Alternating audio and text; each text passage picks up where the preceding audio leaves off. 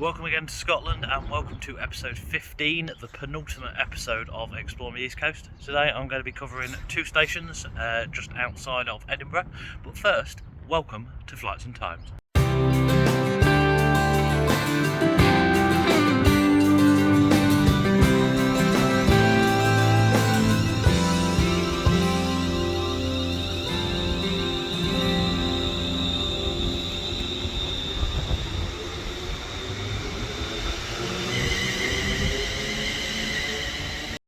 So first station is here, Wallyford. Gets an hourly service, give or take, with ScotRail services to North Berwick. There's also the additional 5 trains a day each direction to Dunbar, which is called here as well. So yeah, relatively good connections in and out of Edinburgh. So we're going to have a wander. We're actually going to cheat. We're going to walk from here to the second station rather than come back and get a train.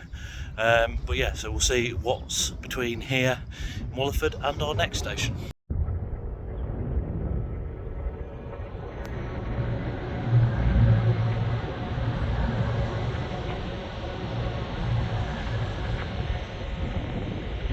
So behind me you can see the station. This side brings me out basically onto a housing estate. Looking at the map, Wallyford, there's not much itself. It mainly seems to be a housing estate on the eastern end of Musselburgh, which is the other town and station we're doing as part of this episode. Forgot to mention, the train I arrived on, one of the 5 a day from Dunbar, with ScotRail that calls here. I came from East Linton, Scotland's newest station at the moment, and which will be the starting point of the next episode of Exploring the East Coast. So make sure you subscribe, ring the bell, all that jazz, to see when that episode comes out. But yeah, for now, back on to into Wallyford and Musselburgh. So apologies to the people of Wallyford. I've just looked again at a map, and Wallyford itself is the other side of the railway. So yeah, unfortunately I'm not visiting Wallyford itself. I've come out the other side of the station and I'm straight into one of the estates in Musselburgh. But I think, unfortunately to Wallyford, I think skipping Wallyford and coming this way will prove worthwhile, giving me a bit of extra time, and there are a few bits in Musselburgh that I do want to show you. So yeah, we'll see them shortly. So I've been walking for about 10 minutes from Wallyford station into Musselburgh and reached a bit of Musselburgh known as Levenhall Links, hence the giant golf ball close to both the golf club and the racecourse here. So we're going to carry on and take a right here and see what we find. So I've come down a side road from Levenhall Links roundabout, and it's brought me onto the back side of the racecourse and golf course, which share the same bit of land, which probably makes race days quite interesting.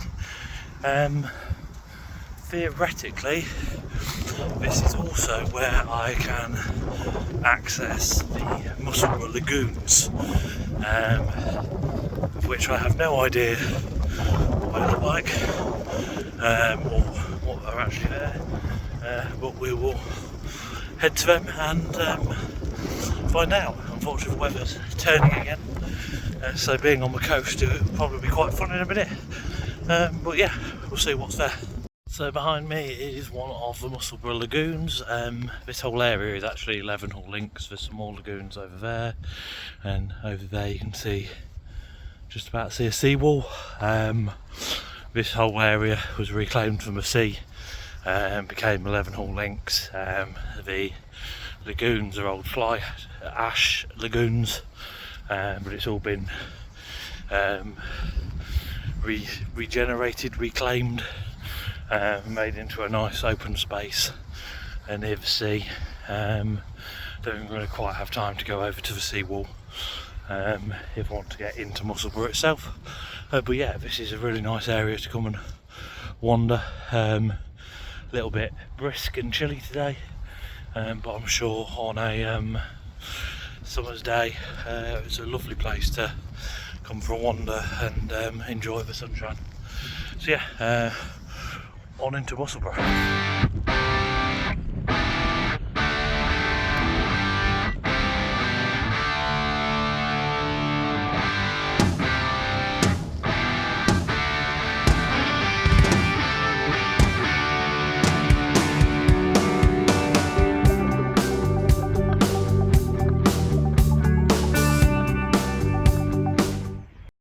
So I'm walking from Racecourse and 11 Mouth Links back into Musselburgh itself. Behind me is St Andrew's High Church, Church of Scotland, one of the 3 parish churches within Musselburgh.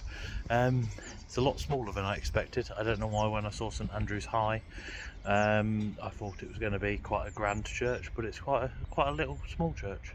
Looks more like a school or something like that. Can't find much about it online, unfortunately.